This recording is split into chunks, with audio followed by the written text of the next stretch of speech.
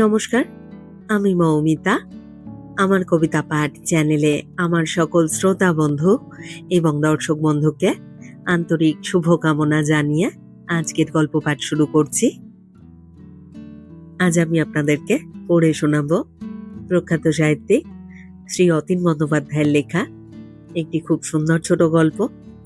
গল্পের নাম অন্নপূর্ণা। গল্প শুরুর আগে আমার পুরনো কথাগুলি আরও একবার খুব সংক্ষেপে বলে নিচ্ছি। এই চ্যানেলে যারা আমার গল্প পাঠটি শুনছেন তাদের কাছে অনুরোধ, যদি আমার পাঠ এবং পরিবেশনা আপনাদের ভালো লাগে, যদি গল্পটি ভালো লাগে, একটি লাইক করবেন এবং গল্পটিকে আপনাদের প্রিয়জনের মধ্যে শেয়ার করে দেবেন। আর এখনো যারা চ্যানেলটি সাবস্ক্রাইব করেননি, যারা নতুন শুনছেন, তারা অবশ্যই চ্যানেলটি সাবস্ক্রাইব করে আমার সাথে থেকে নিয়মিত শুনতে থাকুন নতুন নতুন বাংলা গল্প। সকলের কাছেই অনুরোধ, আপনারা বেল আইকনটি প্রেস করে নোটিফিকেশন অন করে রাখুন, যাতে প্রতিটি নতুন গল্প আপলোডের সাথে সাথেই আপনাদের কাছে নোটিফিকেশন পৌঁছে যায়। আর কথা বাড়িয়ে সময় নষ্ট করছি না, শুরু করছি আজকের গল্প অন্নপূর্ণা।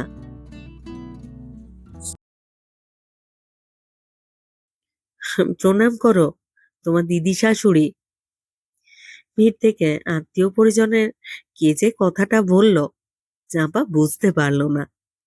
প্রায় অন্ধকার ঘরে তিনি শুয়ে আছেন। ঘরে ওষুধের গন্ধ, ডেটলের গন্ধ কিংবা ফিনাইলের গন্ধ, ঠিক কিসের গন্ধ সে বুঝতে পারছে না। সারা রাস্তায় ট্রেনের ধকল গেছে। বিয়ের পাট জুকতে, হোমের কাজ শেষ করতে প্রায় রাত কাবার। সারা রাত ঘুমোয়নি। সকালেও বান্ধবীরা ছেড়ে যায়নি, ঠাট্টা তামাশায় তাকে উদ্ব্যস্ত করে রেখেছিল। ট্রেনে সামান্য ঝিমুনি, ঘুম বলতে এইটুকু। শেষে এই বাড়ি। বাবা বলেছেন, এখন থেকে আমরা আর কেউ না। বাবা জীবনের হাত ধরে বলেছেন, দেখো বাবা, ভুল ত্রুটি হলে শুধরে নিও। বেয়াইকে বলেছেন, আমার ঘর খালি হয়ে গেল, আপনার ঘর ভরে গেল, আপনি ভাগ্যবান। এমনই সব নানান কথা মনে পড়ছিল তার। শেষ পর্যন্ত প্রায় অন্ধকার ঘরে কারা যেন তাকে নিয়ে এলো। পাশের উপকাছে এই রক্ষা। সে এখনো কাউকে নিজের বলে মনে করতে পারছে না। অপরিচিত মানুষজন যে যা বলছে করে যাচ্ছে। রূপক বলল, দাঁড়িয়ে থাকলে কেন, প্রণাম করো, আমার ঠাকুমা। বৃদ্ধা উঠে বসবার চেষ্টা করছেন। তারপর কেমন মিনমিনে গলায় বললেন, কাপড়টা পরতে দে বাবা। বোধহয় এতই কাহিল, সারাদিন এই ঘরটা থেকে নড়তে পারেন না। অস্থি চর্মসার এই বৃদ্ধাকে প্রণাম করবার সময় কেমন একটা অস্বস্তি হচ্ছিল। চোখ কুটুরাগত, চুল সনের মতো। নাথ বউকে এক জোড়া বালা দিয়ে আশীর্বাদ করলেন। রূপকের সম্পর্কে এক পিসি মালা জোড়া পরিয়ে দিল। সে তো কিছু বলতে পারছে না। বুড়ি ঠাকুমার দিকে তাকাতে পর্যন্ত ভয় পাচ্ছে। বুকের হাড় পাঁজর দেখা যায়। কতক্ষণে যে সে বের হয়ে আসবে ঘর থেকে। এই বাড়িতে তাকে থাকতে হবে। তিনি যদি ঘরের বার না হতে পারেন, অস্বস্তি কম হবে। যদি বের হতে পারেন, সারাদিন প্রায় যেন চামড়া দিয়ে ঢাকা একটা কঙ্কাল তার সঙ্গে ছায়ার মতো ঘুরে বেড়াবে। কেমন একটা আতঙ্ক ধীরে ধীরে গ্রাস করছিল। রাতে রূপক বুকে টেনে নিলে বলল, তোমার ঠাকুমার কি অসুখ? অসুখ হবে কেন, বয়সের ভার। চলাফেরা করতে পারেন? পারেন, তবে বিছানা থেকে একা নামতে পারেন না, ধরতে হয়।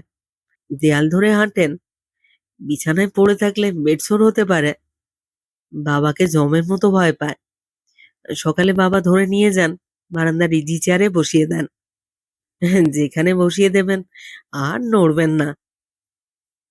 চাঁপা বলল, জানো, আমার না ভয় করে। কিসের ভয়? কি ভয় বুঝতে পারছি না। সে বলতে পারছে না। বাথরুম কিংবা কোনো কাজে একা পড়ে গেলে তিনি যদি হেঁটে এসে সামনে দাঁড়ান, তার সাহস নেই সামনে দাঁড়িয়ে থাকার। বাড়িটাতে অবশ্য লোকজন কম না, শ্বশুর শাশুড়ি, ননদ যা এবং তাদের ছেলেমেয়ে, 2 মেয়ের জামাই। বাড়িটার অনেকগুলি ঘর, ঘরের মতোই মানুষজনেরা গিজগিজ করছে।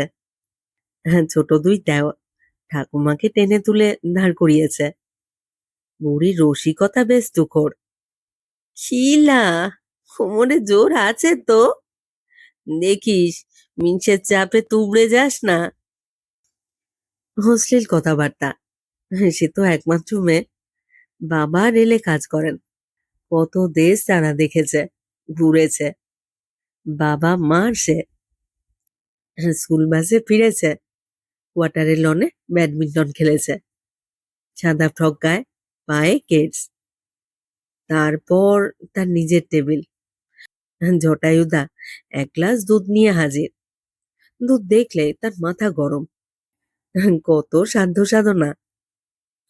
এবং সে কখনো কোনো বুড়ো মানুষ বাড়ির আত্মীয় স্বজনদের মধ্যে দেখেনি। এমন অস্থি চর্মসার তো নয়। তার দাদুমণি ঠাকুমা, দিদিমা, দাদু বেড়াতে এসেছেন, কিন্তু কি সবল আর হাসি খুশি। মানুষের মুখ তোবড়ানোর টিনের মতো হয়, আর দেখলে ভিতরটা এত ঠান্ডা মেরে যায়। রূপকের ঠাকুমাকে না দেখলে বিশ্বাসও করতে পারতো না। কি বিকট চোখ মুখ, ঠোঁট দুটো সাদা, ঠোঁটের কষে ঘা। তার দাদুমণি মারা গেলে বাবা একা গেলেন। ঠাকুমার এখন তখন, বাবা সবাইকে নিয়ে দেশের বাড়িতে গেলেন। সেও কাটোয়া স্টেশনে নেমে ছোট লাইনে, তারপর কিছুটা গরুর গাড়ি, তারপর পথে হাঁটা। সে যে খুব বিরক্ত, বাবা ফিরে এসে ভালোই টের পেয়েছিলেন। তবে বাবার জ্ঞাতি গোষ্ঠীর কেউ বুঝতে পারেনি। গায়ের বাড়িতে চাপার দম বন্ধ হয়ে আসছে। ময়লা নোংরা জামা কাপড়, হাঁটুর উপরে ধুতি, গালে 2-5 দিনের বাসি দাড়ি, দরকচা মারা সব মানুষজন। আলাদা বাথরুম নেই, আলো নেই, পাখা নেই। সে হাঁপিয়ে উঠেছিল। এই বাড়িটায় সব আছে, একতলা বাড়ি, বিশাল ডাইনিং স্পেস, ছেলেদের আলাদা ঘর। শেষ দিকে 2 ঘরে রূপকের বাবা মা থাকেন। সে রূপকের বাবাকে এখনো বাবা বলে ডাকতে পারছে না, তবে রূপকের মাকে মা ডাকতে সংকোচ হচ্ছে না তার। সে সারাদিনই মামা করছে। বাড়িটার সব এত সুন্দর, কেবল বিকট ভুতুড়ে বুড়িটা বাড়িটাকে হতকুচ্ছিত করে রেখেছে, একদম বেমানান।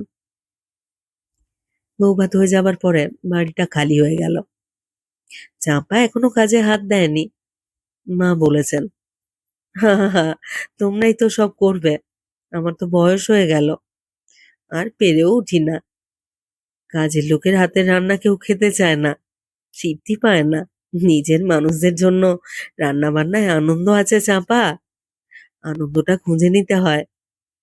যতদিন পারবো করব, তারপর তোমরা ছাড়া আর কে করবে? চাঁপা দরজার পাশে হেলান দিয়ে সব শোনে। নাও নাও, তোমার ঠাকুমার ঘরে চাটা দিয়ে এসো তো। বাস, শরীরে জ্বর এসে যায়। বুড়ি কিভাবে পড়ে আছে কে জানে।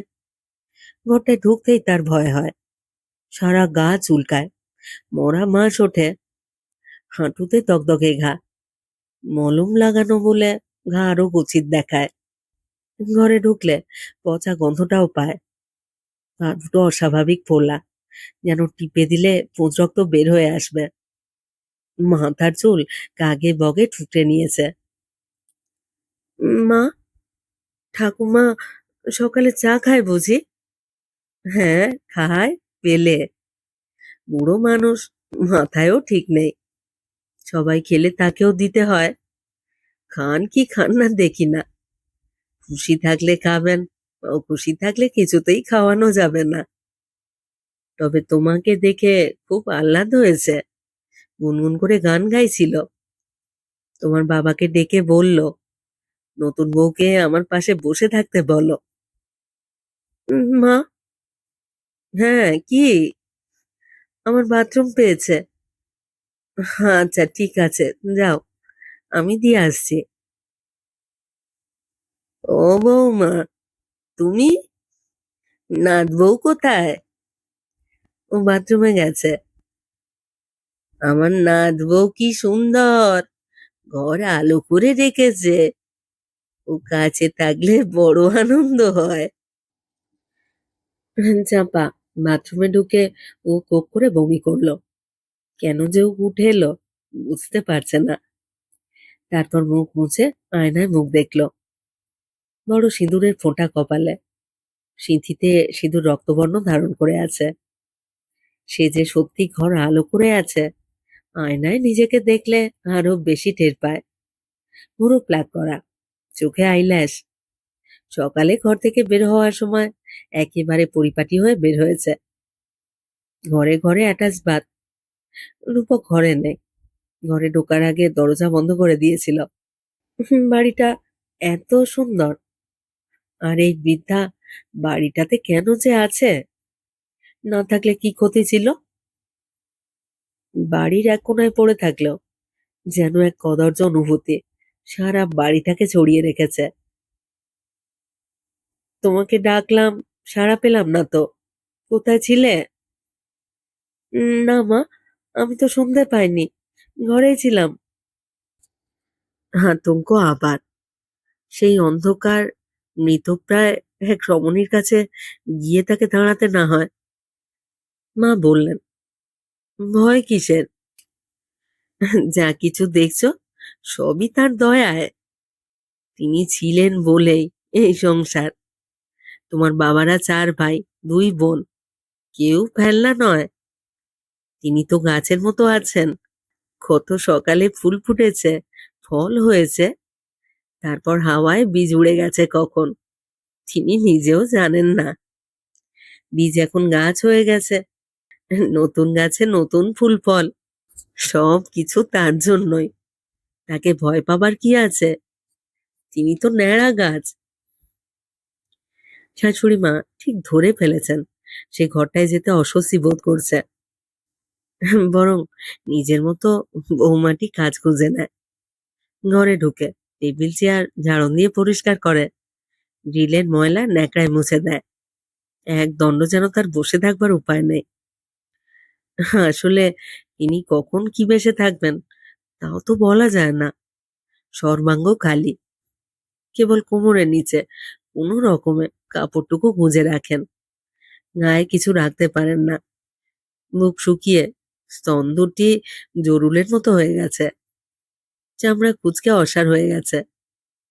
মানুষকে তো আর মেরে ফেলা যায় না। যতদিন আছে সেবা শুশ্রূষা করে তো যেতেই হবে। চাপা সারাক্ষণ এই ঘর করে, শুধু ওই ঘরটার দিকে তাকাতে পারে না ও। খেতে বসলেও অস্বস্তি, কখন না বের হয়ে এসে পাশে দাঁড়ান, মাথায় হাত রেখে নাত বউকে আদর করেন। পারতপক্ষে সে একা খেতে বসে না, খাওয়া তো নয় গেলা। তারপর নিজের ঘরে সারা দুপুর দরজা বন্ধ করে থাকা। রূপকের মোটর বাইকের শব্দ পেলে সে উঠে বসে, জানালা খুলে মুচকি হাসে। ধরে তার প্রাণে সঞ্চার হয়। ওই ঘরটা তার এড়িয়ে চলার বিষয়টা ধীরে ধীরে সবার নজরে পড়ে গেছে। চাপা অপরাধী মুখ করে সবার সঙ্গে কথা বলে। শ্বশুরমশাই ঘরে তখন শাসাচ্ছেন, কাপড় খুলে ফেলছো কেন? চলো, বারান্দায় বসবে চলো। শরীরে কি আর কাপড়ের দরকার আছে বাবা? কাপড় যে রাখতে পারি না। এখন থাক, সময় হলে না হয় কাপড় দিয়ে সারা শরীর ঢেকে দিস। বাবা বোধহয় জোর করে সায়া পরিয়ে দিচ্ছে।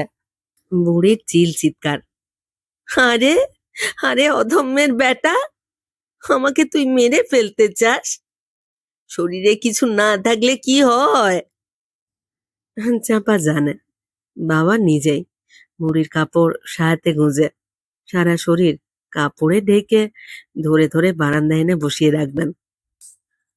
যতক্ষণ পারা যায় ঝিম মেরে বসে থাকে আর বিড়বিড় করে বকে।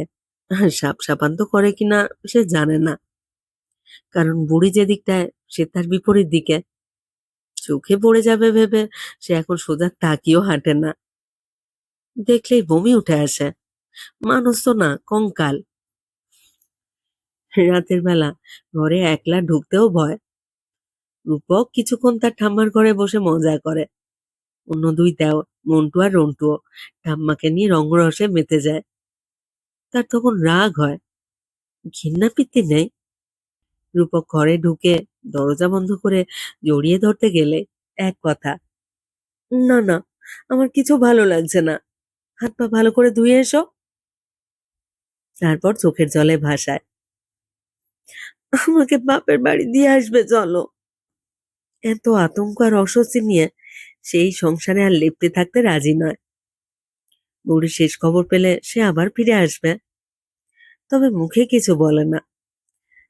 মাঝে মাঝে বাপের বাড়ি যাবার জন্য বায়না ধরে ঠিক, কিন্তু সবাই বুঝিয়ে বললে নিজেকে কেন জানি বোকা লাগে।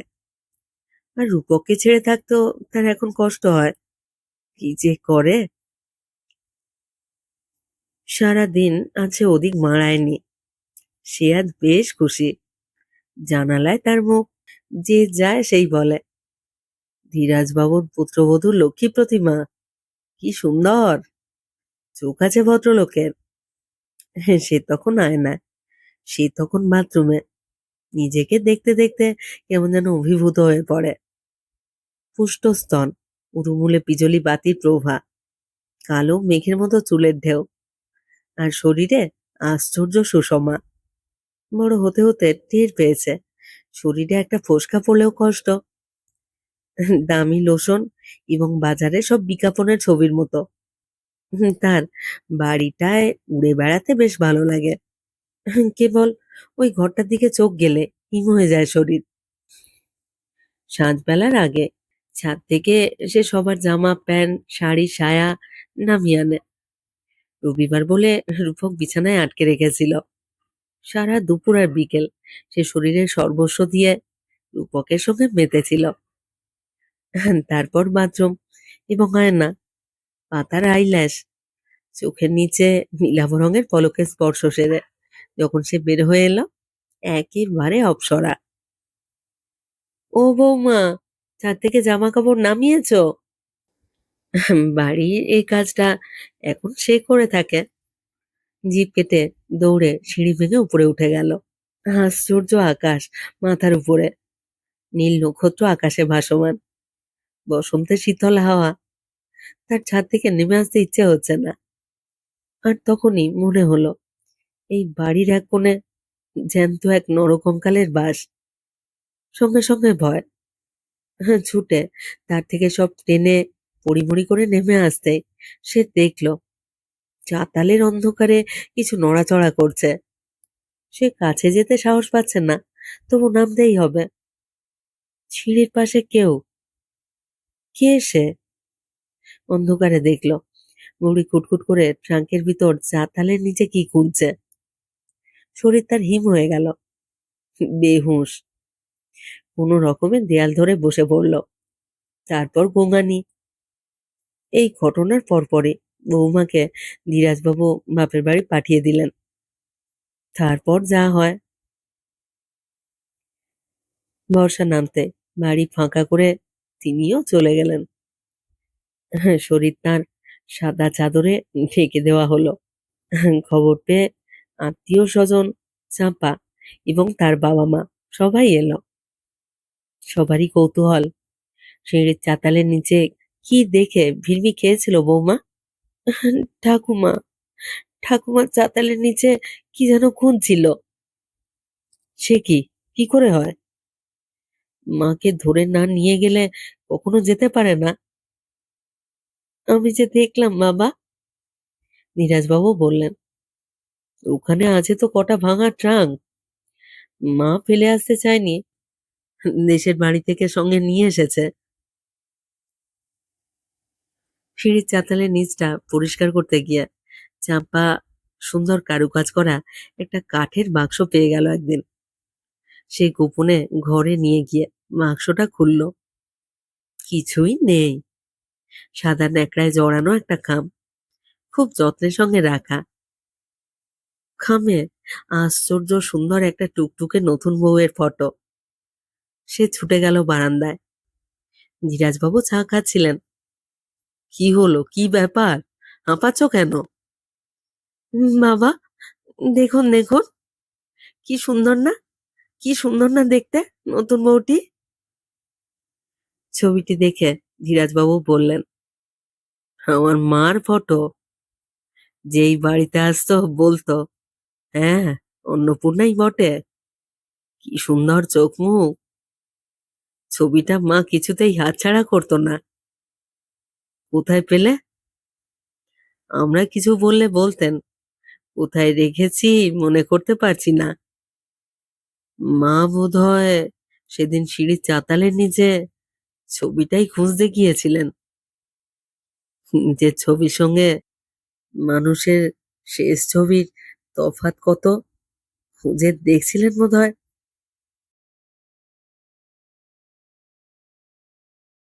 শেষ হলো আজকের গল্প, শ্রী অতীন বন্দ্যোপাধ্যায়ের লেখা ছোট গল্প অন্নপূর্ণা। আপনারা যারা এই চ্যানেলে আমার পুরো গল্প পাঠটি শুনলেন, তাদেরকে জানাই আমার আন্তরিক ধন্যবাদ।